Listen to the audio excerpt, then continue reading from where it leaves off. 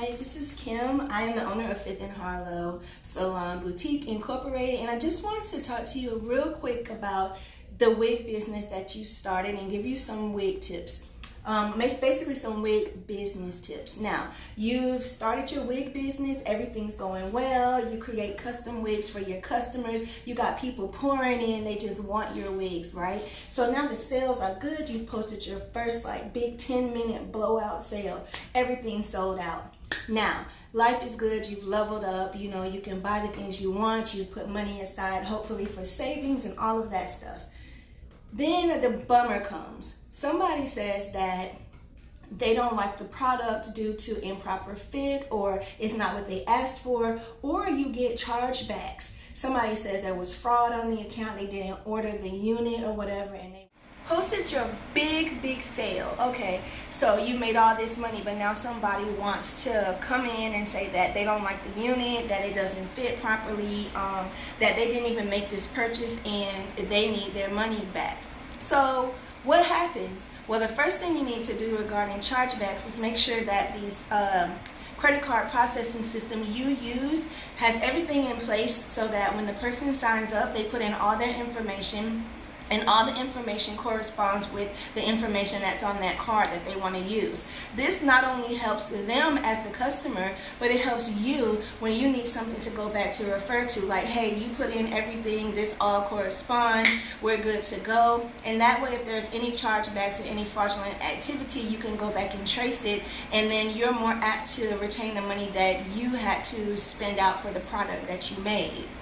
Secondly, it also gives a record of the product purchase and the payment and everything. And when you use a very good system, when you go ahead and have that SSL encryption, you have that extra method of information being provided. This makes you look like a more reputable business owner, which you are. And it also helps when you do have a dispute. Secondly, somebody, this is like a really big thing, somebody will say that, hey, the wig that you made for me or the wig I purchased from you does not fit. And then you'll have obviously the measurements that they sent you if they didn't buy a stock wig. They'll usually send you pictures and everything like that. Sometimes you might request a picture or whatever. And I will just say that in order to save yourself, just start off with the policy for refunds and exchanges.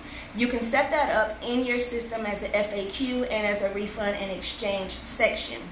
Refunds and exchange section, you can properly outline what your policy is for refunds, returns, exchanges, or whatever.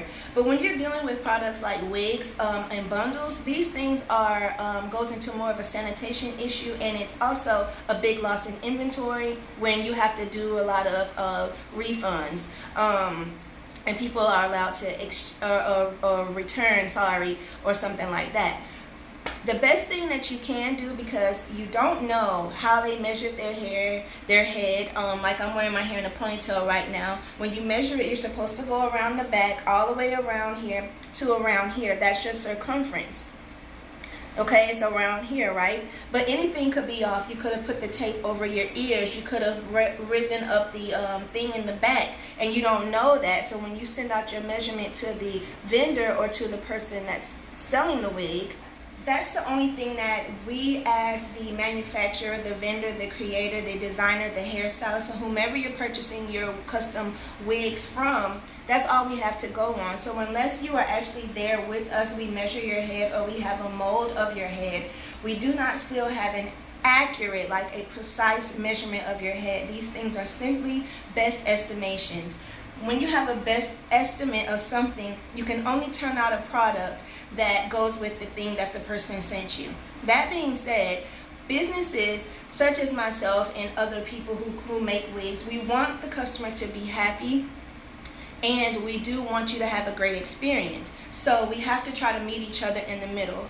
That way, you as the business, in order to do that, you as the business owner need to have a very clear-cut policy so that if anything arises, you can have something to reference back to, and your customer can as well. It's not to say that you are getting a you're having a bad customer, and yes, we don't want anybody to feel bad, but we also don't want to feel discouraged in our business, because losing money, having people say they don't like something, having somebody say that basically you did something wrong, or that you defrauded them, or that they just don't trust you, makes you feel bad if you are a business owner with any type of integrity. That pushes you to want to make the customer feel happy by any means necessary. However, in order to stay afloat and to keep a proper business, you can't accommodate everyone and everyone's whims and everyone's ideas of what they think is wrong. You have to have proof. You have to have a way to make it work out for both people, and at the end of the day realize that if you've done what you're supposed to do, then you may just not have that customer anymore, and that's okay.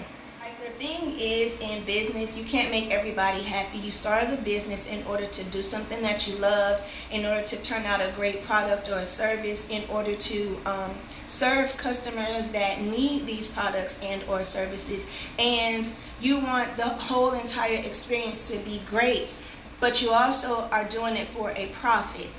And you have to determine how you're going to set up your business. Are you going to be a shady business owner, or are you going to be a business owner with integrity? I hope that you err on the side of integrity and try to do these things so that if anything happens, such as chargebacks or improper fit, if you have a wig business, or anything like that, you have a reference point for yourself and your customer, and that everybody is clear.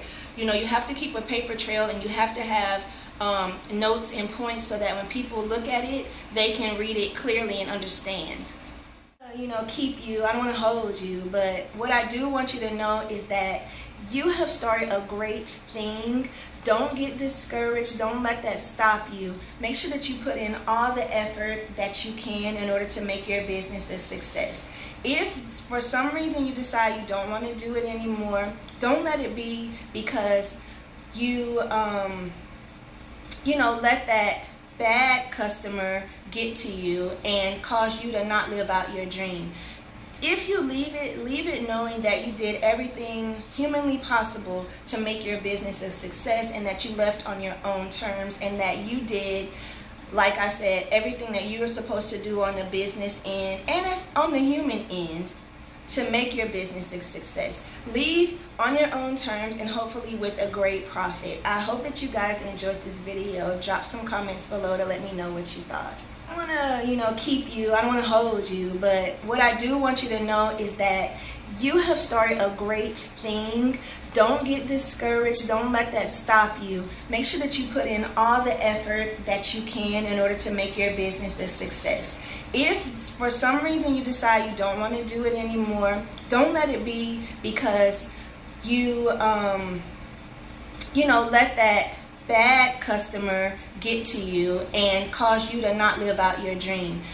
If you leave it knowing that you did everything humanly possible to make your business a success, and that you left on your own terms, and that you did, like I said, everything that you were supposed to do on the business end and on the human end to make your business a success. Leave on your own terms and hopefully with a great profit. I hope that you guys enjoyed this video. Drop some comments below to let me know what you thought.